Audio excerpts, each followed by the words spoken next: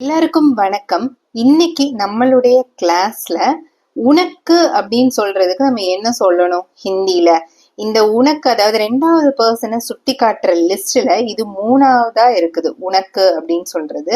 இதே உன்கிட்ட என்ன சொல்லணும் அதெல்லாம் நம்ம பார்த்துட்டோம். நீங்கன்னு சொல்றதுக்கு, நீன்னு சொல்றதுக்கு என்ன சொல்லணும், என்னென்ன வார்த்தைகள் கண்டிப்பா யூஸே பண்ணக்கூடாது. நம்ம புதுசா ஹிந்தி கத்துக்கும் போது நமக்கு தெரியாது இந்த வார்த்தைகள்லாம் காமன்ல இருக்கு, இது நம்ம யூஸ் பண்ணலாமா கூடாதா, இல்ல வேறையும் வார்த்தைகள் இருக்கே அதெல்லாம் யூஸ் பண்ணலாமா கூடாதா, எதெல்லாம் யூஸே பண்ணக்கூடாதுன்னு கண்டிப்பா நான் உங்களுக்கு சொல்லியிருப்பேன்.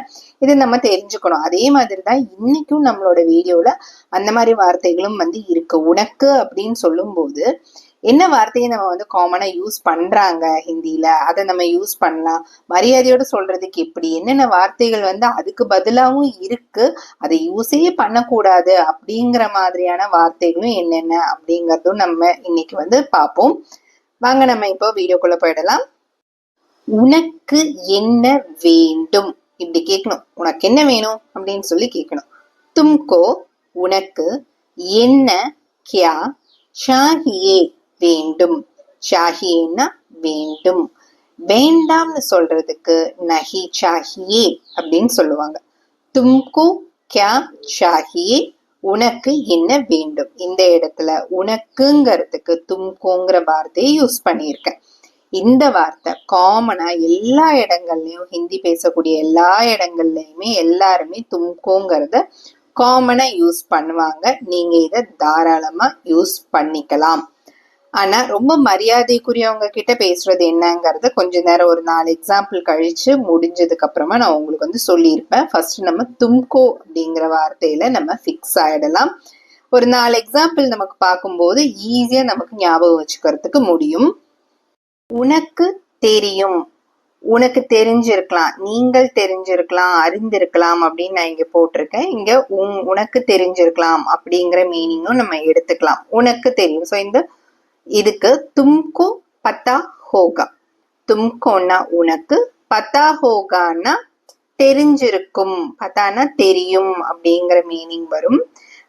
பதா ஹோகா அப்படிங்கும்போது தெரிஞ்சிருக்கும், அறிந்திருக்கும் அப்படிங்கிற மீனிங் பதா ஹோகா அப்படின்னா. தும்கோ பதா ஹோகா, இங்க உனக்கு.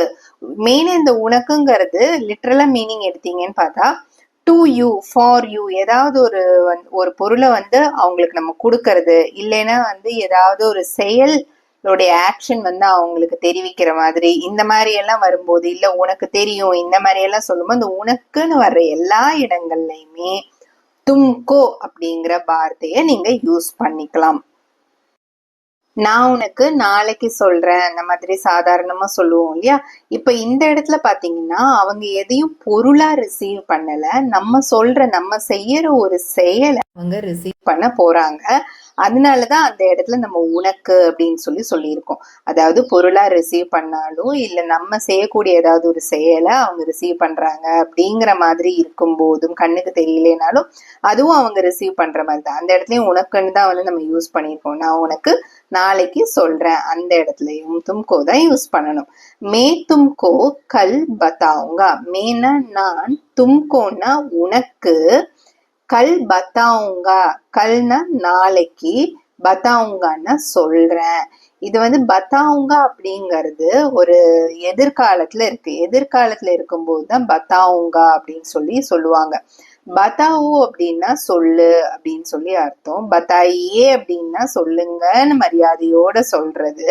அதெல்லாம் ப்ரெசன்ட் கண்டினியூஸ்ல இருக்கு. இப்ப பத்தாவுங்க அப்படின்னா அந்த பத்தாவுங்க, அந்த ஊங்கா போட்டாலே ஃபியூச்சர் டென்ஸ்ல இருக்கு, எதிர்காலத்துல இருக்கு அப்படின்னு தான் அர்த்தம். அதை பேஸ் பண்ணி தான் இந்த இடத்துல கல்லுங்கிற வார்த்தை ஓ நாளைக்கு அப்படிங்கிற மீனிங் வரும். ஏன் உங்களுக்கு நான் இதை இங்க சொல்றேன்னு பாத்தீங்கன்னா, கல்லுங்கிறதுக்கு நேற்று அப்படிங்கிற மீனிங்கும் இருக்கு, நாளை அப்படிங்கிற மீனிங்கும் இருக்கு. சென்டென்ஸ் ஃபார்மேஷன் நேத்தை பத்தி பேசுதா இல்ல நாளைக்கு ஃபியூச்சர் டென்ஸை பத்தி பேசுதா அப்படிங்கறத புரிஞ்சுக்கிட்டு அந்த இடத்துல கல்க்கு ஓ நாளைக்கா இல்ல நேத்தா அப்படிங்கறத நம்ம புரிஞ்சுக்க வேண்டியது இருக்கும். அப்படிங்கறதுனால நான் இங்க இதை உங்களுக்கு சொல்லியிருக்கிறேன். மே தும்கோ கல் பத்தாவுங்கா, நான் உனக்கு நாளைக்கு சொல்றேன். ஓகே, அடுத்த சென்டென்ஸ் பாத்தீங்கன்னா நீ அங்க போக கூடாது அப்படின்னு சொல்றோம்.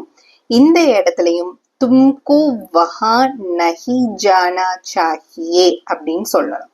நீ அங்க போக கூடாது, நீ போகாதேன்னு நம்ம வந்து சொல்லல, ஆர்டர் பண்ணல, ஒரு அட்வைஸா கொடுக்குறோம், நீ அங்க போக கூடாது. ஸோ அதுவும் அவங்க வந்து ரிசீவ் பண்றது மாதிரி தான், ஒரு விஷயத்த நம்ம கிட்ட இருந்து ரிசீவ் பண்றது மாதிரி தான். அதனால நீ அங்க போக கூடாது அப்படிங்கும் போதும் அந்த இடத்துல நீக்கு பதிலா தும்கோ அப்படிங்கிற வார்த்தையை தான் யூஸ் பண்ணிக்கணும்.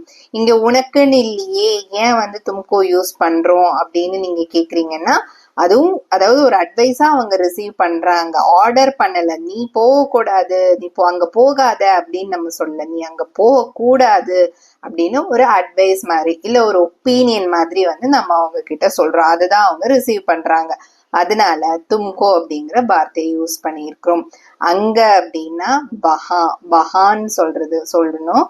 அங்க நஹி ஜானா சாஹியே, போக கூடாது அப்படிங்கும்போது நஹி ஜானா, ஜானா போறது, ஸோ நஹி ஜானா சாஹியே அப்படிங்கும்போது போகக்கூடாது அப்படிங்கிறதுக்கு நஹி ஜானா சாஹியே, இது மூணுமே சேர்ந்து வரும்போது தான் போகக்கூடாதுன்னு வரும். நஹி ஜானா சாஹியே, போகக்கூடாது.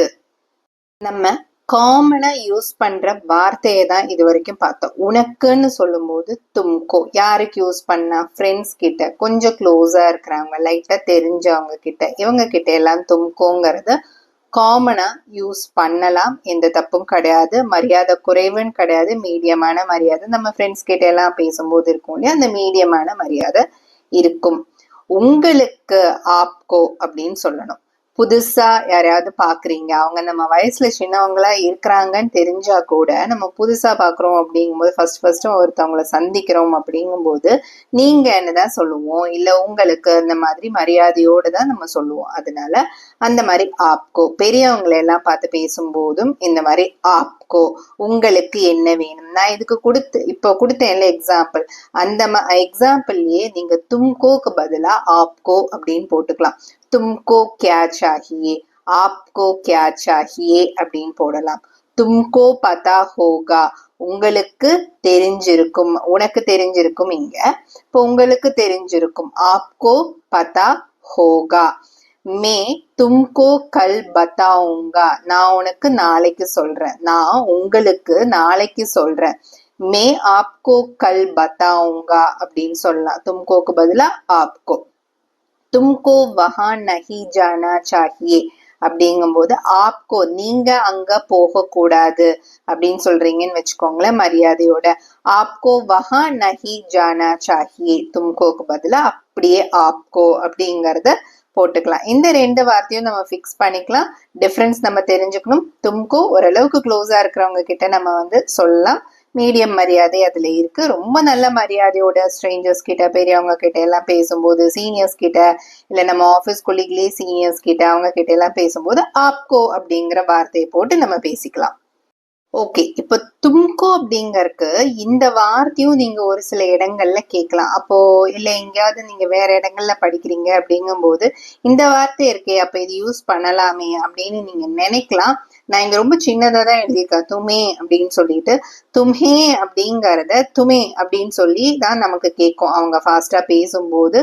இதுவும் கரெக்ட் தான், இல்லைன்னு சொல்லல. ஆனா இதுவும் தும்கோ யூஸ் பண்றதை விட இன்னுமே கொஞ்சம் இன்ஃபார்மலா இருக்கும், ஃபார்மலா இருக்காது.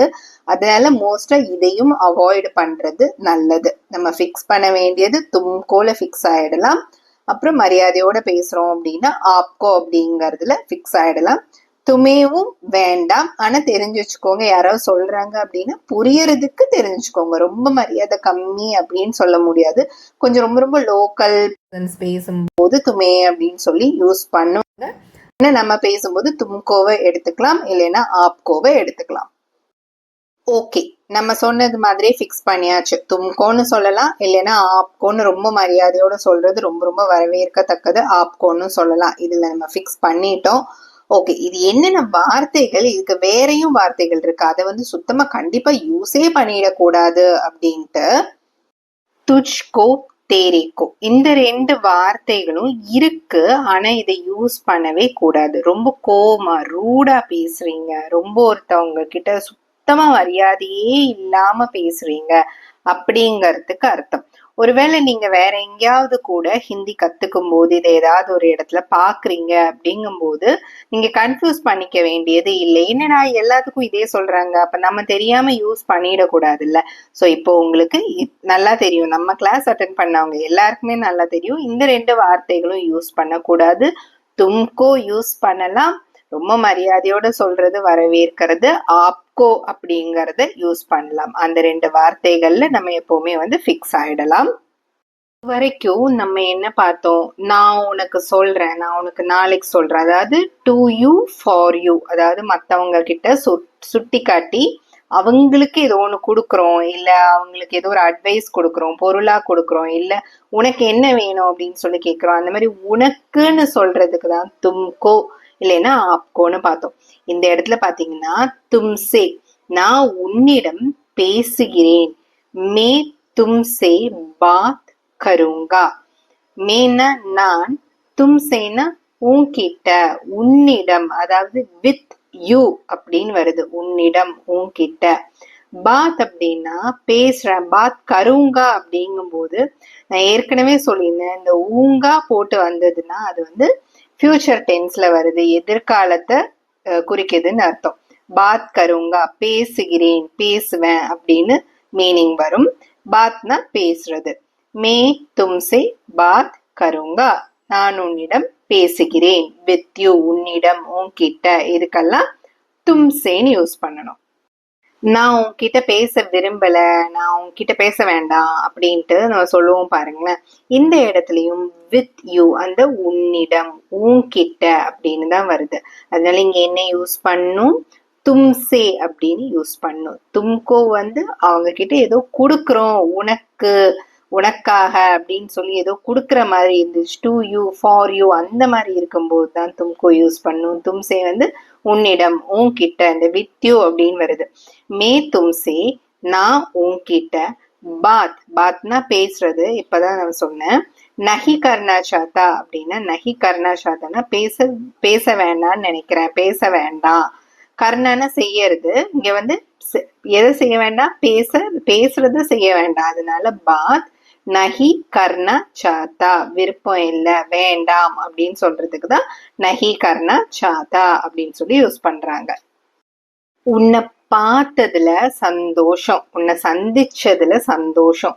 இப்ப இத பாத்தீங்கன்னா இங்க வித் யூ அப்படிங்கறதெல்லாம் இல்ல, உன்கிட்ட அப்படின்ட்டுலாம் இல்ல. சரி, இது அவங்களுக்கு நம்ம ஏதாவது கொடுக்குறோமா, உனக்கு அப்படின்னு சொல்லிட்டு டு யூ ஃபார் யூன்னு ஏதாவது இருக்குதா, அவங்களுக்கு ஏதாவது கொடுக்குறோமா, அதுவும் கிடையாது. அவங்கள பார்த்ததுல சந்தோஷம். அப்போ உன்னை சந்திச்சதுல சந்தோஷம். நம்ம ரிசீவ் பண்றோம் அப்படின்னு பாத்தீங்கன்னா இங்க வித் யூ வராது, பை யூ, அவங்க கிட்ட இருந்து, ஃப்ரம் யூ, அவங்க கிட்ட இருந்து அப்படிங்கிற மாதிரி தான் நமக்கு வருது. உன்னை சந்திச்சதுல சந்தோஷம். நம்ம என்ன ரிசீவ் பண்ணியிருக்கோம், இங்க கண்ணுக்கு தெரியாத அந்த சந்தோஷம் அப்படிங்கிற அந்த ஃபீலை நம்ம ரிசீவ் பண்ணியிருக்கோம். அதனால இந்த இடத்துலயும் தும்சே தான் வரும். தும்சே மில்கர் குஷி ஹுய் அப்படின்னு சொல்லி சொல்லணும். நைஸ் டு மீட் யூ அப்படின்னு சொல்லுவோம்ல, உன்னை சந்திச்சதுல சந்தோஷம், மகிழ்ச்சி. தும்சே மில்கர் குஷி ஹுய். இங்க இந்த வாக்கியத்துல பாத்தீங்கன்னா உன்னால் அப்படிங்கிறது தான் வந்திருக்கும். இந்த வேலைய உன்னால செய்ய முடியாது அப்படின்னு சொல்லி சொல்றாங்க. அதுக்கு ஏ காம், இந்த வேலையை, ஏனா இந்த, காம்னா வேலை, தும்சே நஹி ஹோகா அப்படின்னா உன்னால், தும்சேனா உன்னால், நஹி ஹோகா அப்படின்னா செய்ய முடியாது அப்படின்னு சொல்றதுக்கு தான் நஹி ஹோகா அப்படின்னு சொல்றாங்க. இந்த வேலைய உன்னால செய்ய முடியாது. இந்த இடத்துல உன்னால்னு வந்திருக்கு. ஃபர்ஸ்ட் எக்ஸாம்பிள் நம்ம என்ன பார்த்தோம், நான் உன்கிட்ட பேச விரும்பல, அந்த உன்கிட்ட, நான் உன்கிட்ட பேசுறேன், இந்த மாதிரி உன்கிட்ட அந்த வித் யூன்னு வரும்போதெல்லாம் தும்சேன்னு யூஸ் பண்ணியிருந்தோம். அதுக்கப்புறமா இன்டைரக்டா இருந்துச்சு, உன்னை பார்த்ததுல சந்தோஷம் அப்படின்னு சொல்லி அவங்க கிட்ட இருந்து நம்ம ரிசீவ் பண்றது மாதிரி இருந்தது இன்டைரக்டா. அதனால அந்த இடத்துல தும்சேன்னு யூஸ் பண்ணோம். இங்க உன்னால் அப்படின்னு சொல்லி வருது, அதாவது பை யூ அப்படிங்கிறது டைரக்டா வருது, உன்னால் அப்படின்னு டைரக்டா வருது. இந்த வேலையை உன்னால செய்ய முடியாது அப்படின்னு சொல்லும்போது அந்த இடத்துல உன்னால்ங்கிறதுக்கு தும்சே அப்படிங்கிற வார்த்தையை நம்ம யூஸ் பண்ணிக்கலாம். ஏ காம் தும்சே நஹி ஹோகா, இந்த வேலையை உன்னால செய்ய முடியாது. ஓகே, இப்ப நம்ம முடிவு பண்ணிடலாம். டைரக்டா உன்கிட்ட இல்ல உன்னால் அப்படின்னு இப்ப அவங்களால, பை யூ அவங்களால, இல்ல ஃப்ரம் யூ அவங்க கிட்ட இருந்து, ஃப்ரம் யூ இல்ல அவங்களால பை யூ அப்படிங்கும் போது, இல்ல அவங்க கிட்ட இருந்து ஏதாவது நம்ம ரிசீவ் பண்றோம், இன்டைரக்டா இருக்கு. டைரக்டா அங்க உன்கிட்ட உன்னால இல்ல உன்னை பார்த்ததுல சந்தோஷம் அப்படிங்கும் போது அதுல உன்னாலையும் உன்கிட்டயும் இல்ல டைரக்டா, ஆனா அவங்க கிட்ட இருந்து இன்டைரக்டா நம்ம ரிசீவ் பண்ற மாதிரி இருந்ததுனால தும்சேன்னு யூஸ் பண்ணியிருந்தோம். இந்த இடத்துல டைரக்டாவே இருக்கு. நான் இதை உன்கிட்ட இருந்து எதிர்பார்க்கல. I didn't expect this from you. तुमसे ये उम्मीद नहीं थी. तुमसेना உன்கிட்ட இருந்து, ஏ உம்மீத், ஏன்னா இத எதிர்பார்க்கல அப்படின்னு சொல்றதுக்கு தான் உம்மீத் நஹீதி அப்படின்னு சொல்லி சொல்றாங்க. எதிர்பார்க்கவில்லை, அதுக்கு உம்மீத். எதிர்பார்க்கறது உம்மீத், எதிர்பார்க்கல அப்படின்னு சொல்றதுனால நஹிங்கிற வார்த்தையை சேர்த்துட்டாங்க. உம்மீத் நஹீதி, எதிர்பார்க்கல அப்படின்னு சொல்லிட்டு. தும்சே ஏ உம்மீத் நஹீதி, உன்கிட்ட இருந்து அப்படிங்கறதுனால தும்சே. இங்க நம்ம ஃப்ரெண்ட்ஸை பார்க்கும்போது, வா எனக்கு உன்கிட்ட கொஞ்சம் வேலை இருக்கு அந்த மாதிரி சொல்லுவோம்ல, அந்த இடத்துலயும் உன்கிட்ட உன்னிடம் அப்படிங்கறது டைரக்டா வருது. ஸோ தும்சேங்கிற வார்த்தையை யூஸ் பண்ணிக்கலாம். எப்படி யூஸ் பண்ணலாம்? முஜே, முஜேனா எனக்கு, உன்கிட்ட, தும்சே இல்லைன்னா உன்னுடன், தும்சே, குச் காம் ஹே, கொஞ்சம் வேலை இருக்கிறது, கொஞ்சம் குச், வேலைங்கிறதுக்கு காம், இருக்கு அப்படின்னு சொல்றதுக்கு ஹே, ஹேன்னு யூஸ் பண்ணா இருக்கு அப்படின்னு சொல்லி அர்த்தம். முஜே தும்சே குச் காம் ஹே, எனக்கு உன்னிடம் கொஞ்சம் வேலை இருக்கிறது. நான் உன்கிட்ட இருந்து தான் கத்துக்கிட்டேன், இந்த மாதிரி நம்ம சொல்லுவோம் இல்லையா, உன்கிட்ட இருந்து தான் கத்துக்கிட்டேன். அந்த உன்கிட்ட, உன்னிடம் இங்கேயும் டைரக்டா இருக்கு. மேனே, மேனேனா நானு. ஏன் இந்த இடத்துல மே போடாம மேனே போட்டிருக்கோம் அப்படின்னு பாத்தீங்கன்னா, உன்கிட்ட இருந்து கத்துக்கிட்டேன் அப்படின்ட்டு பாஸ்ட் டென்ஸ்ல போயிடுது இந்த சென்டென்ஸ், அதாவது கடந்த காலத்துல போயிருச்சு இந்த சென்டென்ஸ். அந்த டைம்ல நம்மள மேன்னு சொல்லும் போது மேனே அப்படின்னு தான் வந்து நம்ம சொல்லணும். மேனே தும்சே, தும்சேனா உன்கிட்ட, உன்கிட்ட இருந்துதான் அப்படின்ட்டு சொல்றதுக்கு தும்சே ஹி தோ, உன்கிட்ட இருந்துதான் சொல்றதுக்கு தும்சே ஹி தோ. கத்துக்கிட்டேன், சீக்கா கற்றுக்கொள்றது அப்படிங்கிறது சீக்னு சொல்லுவாங்க. சீக்கா கத்துக்கிட்டேன் அப்படின்னு சொல்றதுனால இங்க சீக்கா அப்படின்னு சொல்றாங்க. மேனி தும்சே ஹி தோ சீக்கா, நான் உன்னிடமிருந்துதான் கற்றுக்கொண்டேன். லிட்ரலா நீங்க இதை எடுத்துக்கலாம். உனக்குன்னு வர்ற இடத்துல எல்லாம் தும்கோ அப்படிங்கிற வார்த்தையை யூஸ் பண்ணிக்கலாம். உன்கிட்ட, உன்னிடம், உன்னால் இந்த மாதிரி வர்ற இடங்கள்ல எல்லாம் தும்சே அப்படிங்கறத யூஸ் பண்ணிக்கலாம். கான்செப்ட் என்ன அப்படின்னு பாத்தீங்கன்னா, நம்ம அந்த செகண்ட் பர்சனுக்கு ஏதாவது கொடுக்குறோம் இல்ல ஏதாவது வேணுமான்னு கேக்குறோம் அப்படிங்கும் போது ஃபார் யூ, டு யூ அப்படிங்கும் போது உனக்கு, இல்ல அந்த செகண்ட் பர்சன் கிட்ட இருந்து நம்ம ஏதாவது ரிசீவ் பண்றோம் டைரக்டாவோ இன்டைரக்டாவோ, அவங்கனால அப்படின்னு சொல்லி வரும்போது, இல்ல அவங்க கிட்ட அந்த மாதிரி எல்லாம் வரும்போது, இல்ல அவங்க கூட, வித் யூ இப்படி எல்லாம் வரும்போது தும்சே அப்படிங்கிற வார்த்தையை யூஸ் பண்ணும். உன்கிட்ட, உன்னிடம், உன்னால். டீட்டெயில்டாவே நம்ம எக்ஸாம்பிள்ஸ் ஏற்கனவே பார்த்தாச்சு. எந்தெந்த தருணங்கள்ல எல்லாம் வரும் அப்படிங்கிறதுக்கு தான் நான் உங்களுக்கு 4 எக்ஸாம்பிளுக்கு ஒரு 8 எக்ஸாம்பிள் கூட அதிகமா சொல்லி இருப்பேன். சொல்லிதான் நான் வந்து ஒவ்வொரு தருணங்கள்லயும் இந்த மாதிரி வரும், இந்த இடத்துலயும் தும்கோ வரும், இந்த இடத்துலயும் தும்சே வரும் அப்படின்னு சொல்லியிருப்பேன். உங்களுக்கு திருப்பியும் பார்க்கணும் அப்படின்னா அதை திருப்பியும் ஒரு தடவை ரெஃபர் பண்ணி பாருங்க. முன்னாடி கொஞ்சம் ஸ்டாப், இதை பாஸ் பண்ணி வச்சு கொஞ்சமா முன்னாடி போயிட்டு அது என்ன அப்படின்னு பாருங்க. ஈஸியா புரியறதுக்கு ஆரம்பிச்சிடும். நம்ம பார்த்த எக்ஸாம்பிள்ஸ்லயே ரொம்ப மரியாதையோட சொல்லணும். தும்கோக்கு பதிலா ஆப்கோங்கிறத போட்டுக்கோங்க. தும்சே அப்படிங்கறதுக்கு பதிலா ஆப்சே அப்படிங்கிற வார்த்தைய போட்டுக்கோங்க. அப்ப நீங்க பெரியவங்க கிட்ட, இல்ல உங்க கொலீக்ஸ், சீனியர்ஸ் கிட்ட, இல்ல புதுசா யாரையாவது பாக்குறீங்க, அவங்க சின்ன வயசா இருந்தாலும் அவங்களுக்கும் மரியாதை கொடுத்து பேசணும். அப்படிங்கும் போது ஆப்கோ, ஆப்சே அப்படிங்கிற வார்த்தைகளை நம்ம யூஸ் பண்ணிக்கலாம். தும்கோ, தும்சேக்கு பதிலா.